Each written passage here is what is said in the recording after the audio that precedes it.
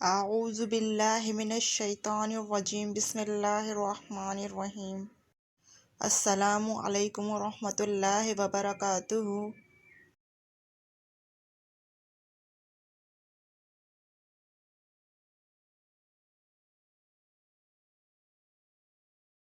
تشبیہ کی تعریف اور ارکان۔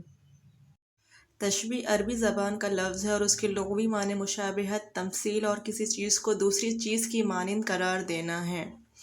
علم بیان کی رو سے جب کسی ایک چیز کو خاص صفت کے اعتبار سے یا مشترک خصوصیت کی بنا پر دوسری چیز کی مانند قرار دیا جائے تو اسے تشبیہ کہتے ہیں۔ مثالیں ایک شعر سے واضح کرتے ہیں۔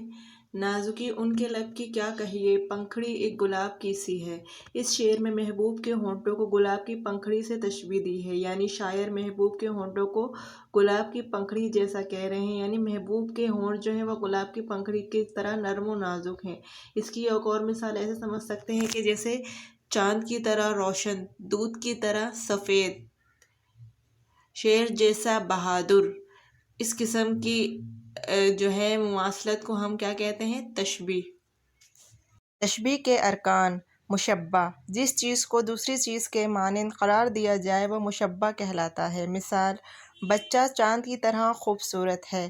اس جملے میں مشبہ بچہ ہے کیونکہ اس کو تشبیہ دی جا رہی ہے، یعنی بچے کو تشبیہ دی جا رہی ہے اس میں چاند سے، تو اس میں جو ہے وہ بچہ مشبہ کہلایا۔ مشبہ با، وہ چیز جس کے ساتھ کسی دوسری چیز کو تشبیہ دی جائے یا مشبہ کو جس چیز سے تشبیہ دی جائے۔ مثلا بچہ چاند کی طرح خوبصورت ہے۔ اس جملے میں بچے کو چاند سے تشبیہ دی جا رہی ہے تو چاند مشبہ با ہے۔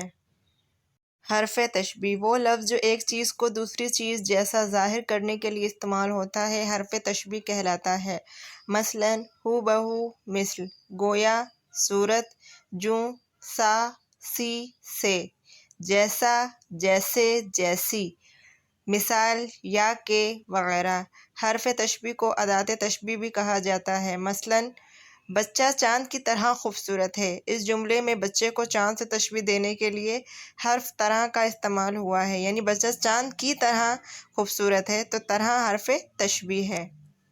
وجہ شبہ، وجہ شبہ سے مراد وہ خوبی ہے جس کی بنا پر مشبہ کو مشبہ با سے تشبیہ دی جا رہی ہے، یعنی ہم نے پہلے دیکھا کہ مشبہ کیا ہے؟ بچہ ہے، اور مشبہ با چاند ہے، تو کس بنا پر بچے کو چاند سے تشبیہ دی جا رہی ہے؟ اس کی خوبصورتی کے بابت تشبیہ دی جا رہی ہے۔ مثلا بچہ چاند کی طرح خوبصورت ہے۔ اس جملے میں بچے کو چاند سے تشبیہ دینے کی غرض اس کی خوبصورتی ہے۔ غرض تشبیہ، وہ مقصد یا غرض جس کے لیے تشبیہ دی جائے۔ مثلا اچھا، اس چارٹ کی مدد سے ہم جو ہے وہ تشبیہ کی مختلف ارکان کو سمجھنے میں ہمیں آسانی ہوگی۔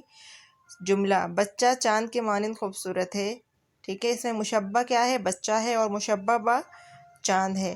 حرف تشبیہ کے مانند، اور وجہ تشبیہ کیا ہے؟ بچے کی خوبصورتی، اور غرض تشبیہ کیا ہے؟ بچے کی خوبصورتی ظاہر کرنا۔ شکریہ۔